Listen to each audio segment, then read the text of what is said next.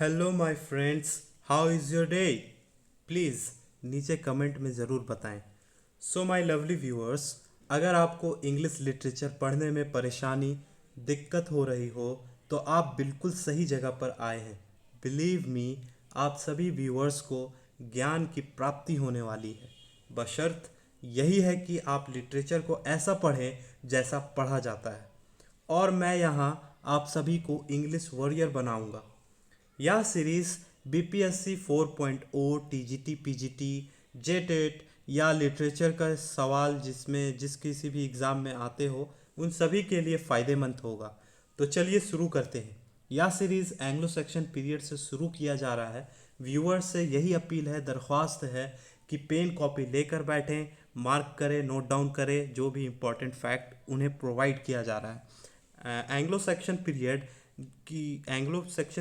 includes the arrival of the Anglo-Saxon tribes, the establishment of kingdoms, Viking invasions, and the last Norman conquest. Let's explore these all things. So here Anglo-Saxon tenure is 450 to 1066.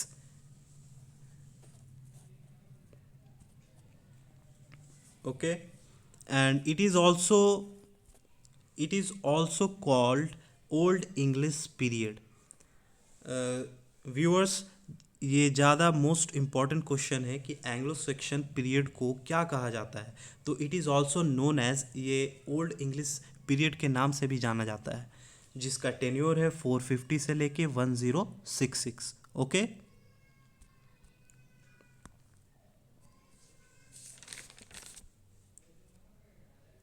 Anglo Saxon period के literature को समझने से पहले इस period के background history को समझना बहुत ज़रूरी है।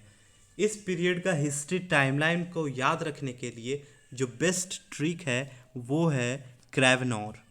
ये देखिए, ये नोट्स में लिखा हुआ है क्रेवेनोर, जिसमें सी का मतलब केल्ट्स, आर का मतलब रोमन कन्क्वेस्ट, ए का मतलब एंग्लो सेक्शन इन्वेजन, वी का मतलब वाइकिंग इन्वेजन, नॉर का मतलब नॉर्मन कन्क्वेस्ट। यहाँ पे गाइस इन्वेजन का मतलब होता है आक्रमण और कन्क्वेस्ट का मतलब होता है फतह पाना। ठीक है, यहाँ पे जो ये डेटा दिया गया है, जैसे कि केल्ट्स जो अप टू 55 बीसी तक रहे थे, एक ओरिजिनल इनहेबिटेंट्स की तरह, आम भाषा में कहा जाए तो स्थानीय निवासी थे ब्रिटेन के अप टू 55 बीसी तक। लेकिन जब रोमन कॉन्क्वेस्ट जब हुआ, रोमन का जब फतह हुआ ब्रिटेन पे 55 बीसी से लेके 407 एडी तक इनका दौर चला। उसके बाद एंग्लो सेक्शन का इन्वेजन हुआ 407 एडी से 787 एडी तक। तो एंग्लो सेक्शन का इन्वेजन रहा, फिर वाइकिंग इन्वेजन हुआ, उसके बाद लास्टली नॉर्मन कन्क्वेस्ट होता है 1066 एडी में, and this period got finished. अब बारी बारी से जान लेते हैं कि केल्ट्स क्या थे, रोमन्स क्या थे।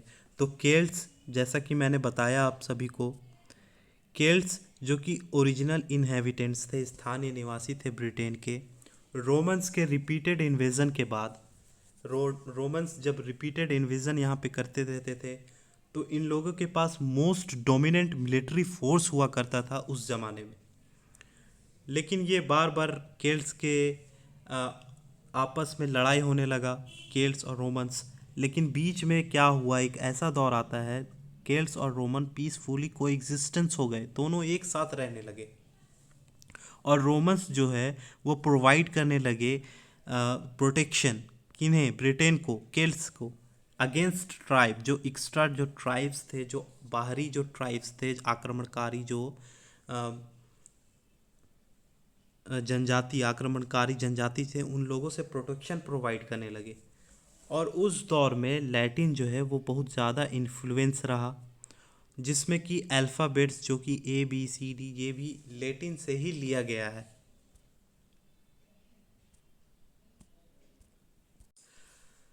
अब जैसा कि हम लोग जान रहे हैं कि रोमन्स जो है वो प्रोटेक्शन प्रोवाइड कर रहा है अगेंस्ट ट्राइब, जो जितने भी बाहरी ट्राइब्स हैं उन लोगों से, ब्रिटेन को। लेकिन एक ऐसा समय आता है कि जहाँ से रोमन आए थे, वहाँ विसिगोट्स नाम का जो ट्राइब था, वो जो जनजाति था, वो रोमन पे आक्रमण करने के कारण रोमन्स को जाना पड़ा। रोमन पे आक्रमण करने के कारण रोमन्स रोमन्स जो यहाँ पे थे उन लोगों को जाना पड़ा। अब ब्रिटेन, जिसको रोमन्स प्रोटेक्शन प्रोवाइड कर रहा था, अब अकेला पड़ गया, जिसका फायदा उठाते हुए दो ट्राइब्स, पिक्ट्स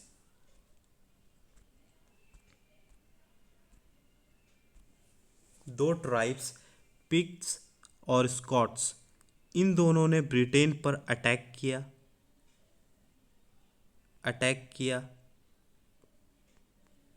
ठीक है, इन दोनों ने ब्रिटेन पर अटैक किया। अब ब्रिटेन अकेला पड़ गया है, तो ब्रिटेन ने मदद मांगी एंगल सैक्सन्स और जूट से as a mercenary.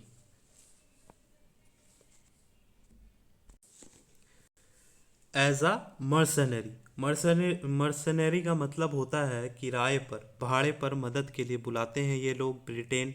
Anglo Saxon अपने किंगडम को स्टैब्लिश्ड करते हैं, जिससे जो केल्ट्स थे, ओरिजिनल इनहेबिटेंट्स, उन्हें पहाड़ों की तरफ भेज दिया जाता है।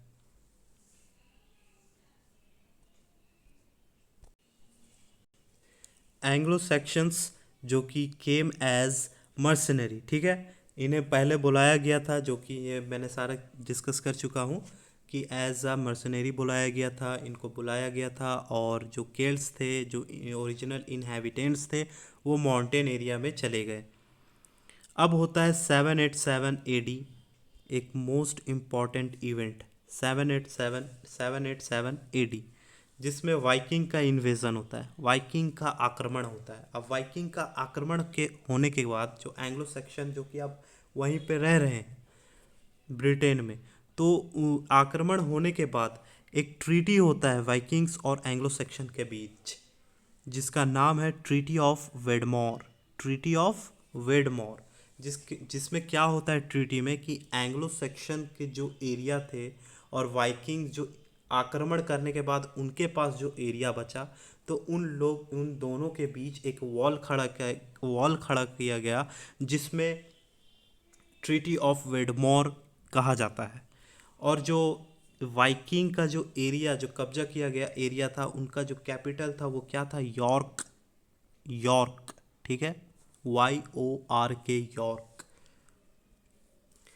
और वाइकिंग इन्वेजन जब हुआ तो एंग्लो सेक्शन तितर बितर हो गए, जितने भी किंगडम्स थे और भी, वो सारे इधर उधर फैल गए, सारे एकजुट नहीं रहे। लेकिन जो किंग एल्फ्रेड थे, जिन्हें किंग एल्फ्रेड द ग्रेट कहा जाता है, जो कि ड्यूक ऑफ वेसेक्स थे। ड्यूक का मतलब होता है गाइस किंग। तो वेसेक्स के जो किंग थे, किंग एल्फ्रेड द ग्रेट, उन्होंने यूनाइटेड किया ऑल द किंगडम, जितने भी किंगडम थे उनको यूनाइट किया। बहुत बड़ा भूमिका है इनका। हम लोग आगे नेक्स्ट क्लास में ये सारे इन डिटेल में हम लोग पढ़ेंगे। तो आगे चलते हैं। 787 AD में वाइकिंग इन्वेजन होता है। एंड लास्टली इस पूरे पीरियड का जो मोस्ट इम्पॉर्टेंट इवेंट है, वो है नॉर्मन इन्वेजन या नॉर्मन कॉन्क्वेस्ट, जिसे हम लोग कहते हैं बैटल ऑफ हेस्टिंग्स भी कहा जाता है, या फिर नॉर्मन इन्वेजन या नॉर्मन कॉन्क्वेस्ट। जो कि डेट याद रखना है गाइस, क्योंकि ये बार बार एग्जाम में पूछा गया है कि कब नॉर्मन कॉन्क्वेस्ट हुआ है। तो 1066, जो कि इंग्लिश लिटरेचर में बहुत बड़ा इन्फ्लुएंस हुआ है।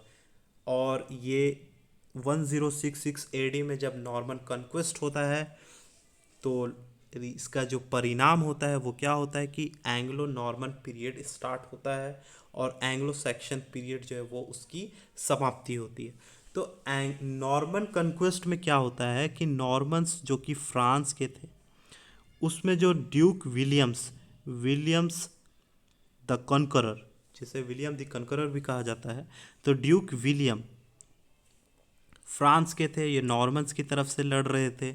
और इंग्लैंड, इंग्लैंड में कौन थे? Harold second, Harold second king थे जो इंग्लैंड के थे। तो इन लोग दोनों के बीच में हुआ था बैटल, जिसमें इंग्लैंड जो है वो हार गया था और नॉर्मन्स की जीत हुई थी।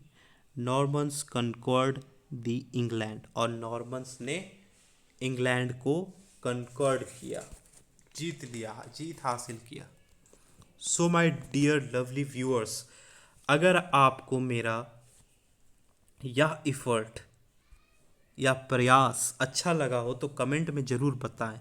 और आज से अब डेली इंग्लिश लिटरेचर की क्लास इसी तरह चलती रहेगी। आप सभी को कामयाब देखना ही मेरी मेहनत का फल होगा। तो देखने के लिए थैंक यू गाइस।